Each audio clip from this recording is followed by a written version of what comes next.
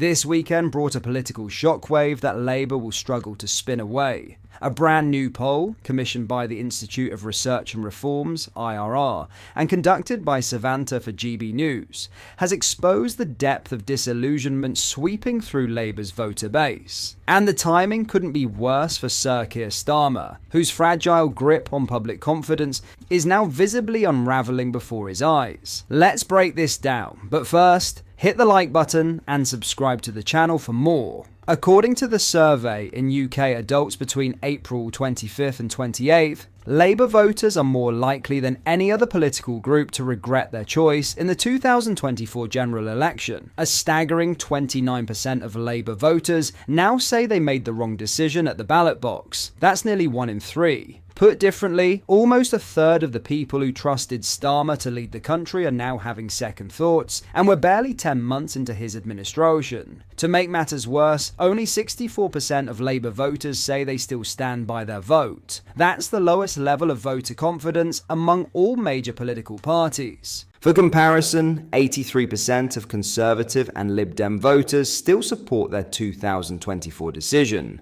and Reform UK supporters come in just behind at 81%. That puts Labour in a uniquely vulnerable position, and it sends a loud, unmistakable message. The honeymoon is over, and the reality is setting in. Ali Rehman Malik, chairman of IRR International, didn't mince his words. He described the poll as a wake-up call for all political parties, but especially for Labour. His conclusion: the public is turning on Labour not just because of what they've failed to deliver, but because of how poorly they communicate, how detached they seem from the issues that matter, and how tone-deaf they are to community-level realities. And the numbers back that up. The public doesn't just feel regret, they feel unheard, unseen, and unrepresented. A massive 62% of the population say Labour doesn't understand how the cost of living crisis is hitting ordinary people. Another 58% say the same about immigration, and more than half feel Labour is out of touch when it comes to housing, employment,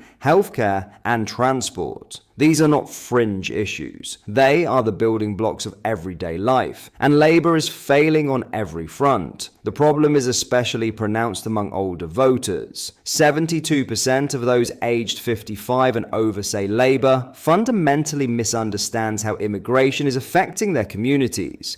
These are voters who have lived through the consequences of policy decisions, and they're not buying the spin anymore. And it doesn't stop there. The poll also delves into public perceptions of crime and what's driving it. The answers, not surprising, but absolutely damning for Labour's narrative. 76% say education is a key driver of crime. 75% point to economic inequality. 74% blame poor policing. 73% say housing conditions contribute. And crucially, 71% believe immigration plays a role in rising crime. Now take a look at how that breaks down by political affiliation. 86% of Conservative voters and 81% of Reform UK voters believe immigration influences crime rates, and they're not shy about saying it. These aren't just talking points, these are lived experiences. Communities are feeling the pressure, and they know what's driving it, even if Westminster doesn't want to admit it. Former Scotland Yard detective Peter Bleksley summed it up perfectly when he told GB News, "As per usual, the people, not the politicians, get it right." He went on to slam the modern police force for being more interested in patrolling social media than tackling real crime. He pointed to a rise in antisocial behaviour, burglary, assaults, fraud, and unchecked illegal immigration, adding that millions of crimes go undetected while criminals operate with impunity. His message was clear: the public sees what's happening, they live with the consequences, and they're sick of being ignored. So what does all this mean? It means Starmer is in serious trouble. It means that Labour's carefully stage-managed PR campaign is falling apart under the weight of reality. It means that the very voters who gave Starmer his parliamentary majority are now questioning whether that trust was misplaced. And most of all, it means that the political ground is shifting. Labour may have won the election, but public support is bleeding fast.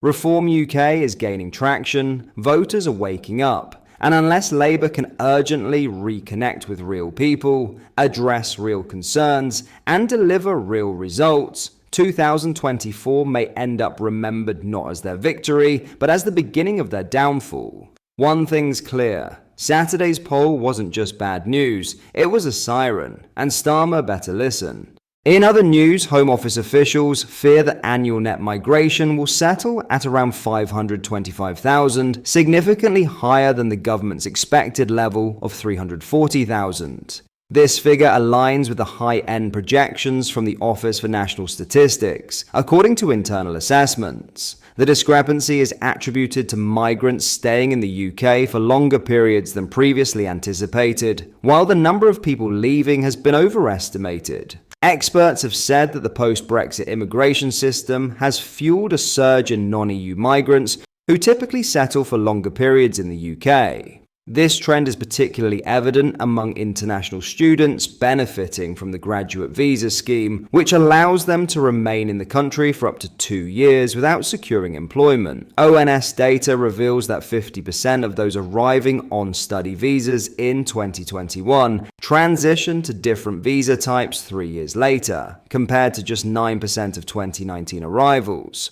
Home Secretary Yvette Cooper will publish the government's immigration white paper next week, outlining plans to fulfill Sir Keir Starmer's pledge to reduce net migration. The document will include proposals to restrict failed asylum seekers and foreign criminals from using human rights laws to block deportation, according to The Times. Ministers plan to constrain judges' interpretation of Article 8 of the European Convention on Human Rights, which protects the right to family life. The government is also understood to redefine what constitutes a family connection to prevent deportation challenges. There is growing concern within government, shared by Morgan McSweeney, the Prime Minister's Chief of Staff, that immigration's economic benefits are being overstated in official forecasts. The Office for Budget Responsibility is thought not to have fully accounted for additional strain on public infrastructure and services in its calculations. Home Office officials and some Downing Street aides are pushing for these costs to be included in official OBR forecasts.